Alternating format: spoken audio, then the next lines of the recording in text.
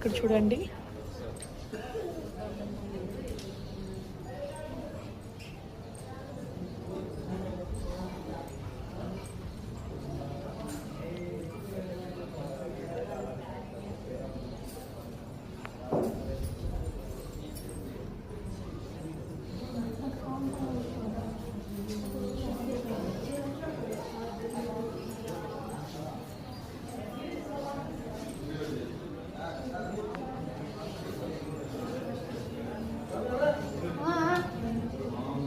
ఇది కూడా మనం ఇందాక చూసాం కదా, బుద్ధుడి యొక్క విగ్రహం ఉన్న చోటే ఇవన్నీ షాపింగ్ మాల్. నెక్స్ట్ చాలామంది ధ్యానంలో కూర్చున్నటువంటి వాళ్ళ యొక్క విగ్రహాలు కూడా ఇక్కడ ఉన్నాయి.